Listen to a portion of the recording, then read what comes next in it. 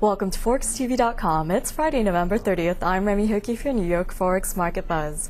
In New York afternoon trade as of 1:15 p.m. Eastern Time, Euro-dollar is at 146.88. Dollar-yen is at 110.82, while sterling-dollar is trading at 2.0567. In today's U.S. Data releases, personal income rose 0.2% in October from the 0.3% rise in September. And the Fed's preferred measure of inflation, the PCE price index, ex-food and energy, rose 1.9% in October. And meanwhile, Chicago PMI was stronger than expected, rising to 52.9 in November from 49.7 in October. Meanwhile, U.S. construction spending came in weaker than forecast. Joining me this afternoon is Matt Kassel, Director of Proprietary Trading at ING. Good afternoon, Matt. Good afternoon. Thanks for joining us today.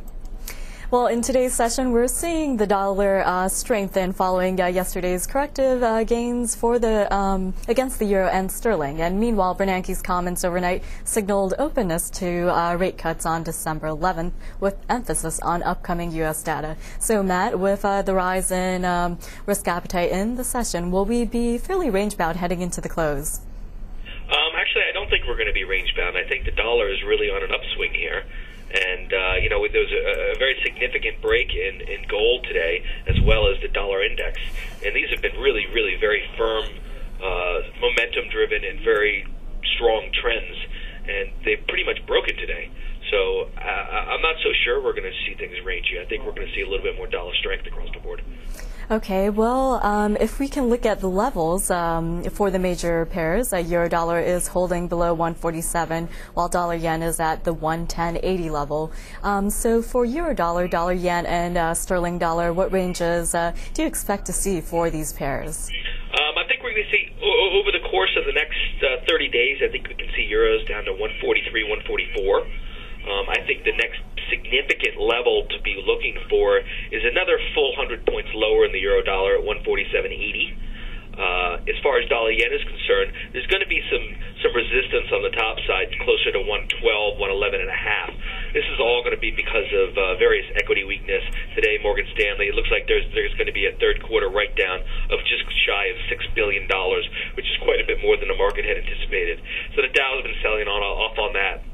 And you're getting a little bit of a risk aversion trade going through the market. Aussie and Kiwi are starting to sell off, etc. So I think, well, the dollar is definitely going to be bid across the board, led by the dollar index and the gold breakdown. And also, with oil coming off, dollar yen will probably lag on the up move.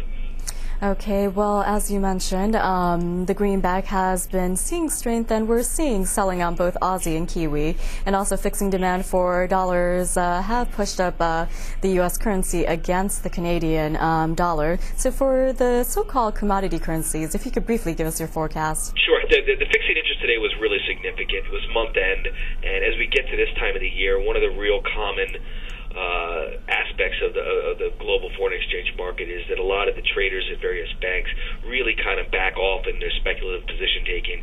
You know, the year's 30 days left, it's really viewed as asymmetrical risk for them, and that really makes the market significantly thinner. Flows that go through have a larger impact on prices, and today's month-end fixing demand for dollars really pushed the markets, and I really don't see anybody stepping in to fade this move, so the momentum off of the fixing interest should continue through the rest of New York Day. Okay, and last but not least, let's round out the discussion with a look at the week ahead. It's hard to believe, but tomorrow's December, and that means next Friday brings non-farm payrolls data.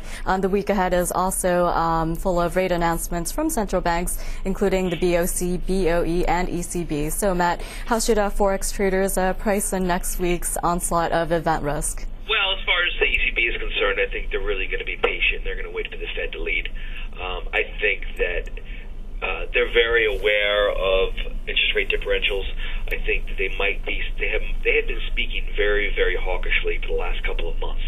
And if the Fed starts cutting rates aggressively, we see another cut on December 11th, and a slightly neutral tone thereafter. I really think the next move by the ECB is going to be a cut. I really don't think that they can continue with this hawkish tone when growth is going to fall off the map. You know, the U.S., the more and more things point towards a recession in the U.S., the more and more likely that contagion is going to hit Europe. Okay, man, as always, thank you very much for insight and analysis. Okay, thank you. Have a great weekend. You too. That wraps it up for your Forex Market Buzz with Matt Kassel, Director of Proprietary Trading at ING. I'm Remy Hoki. Join us later this afternoon for PM Exchange right here on ForexTV.com.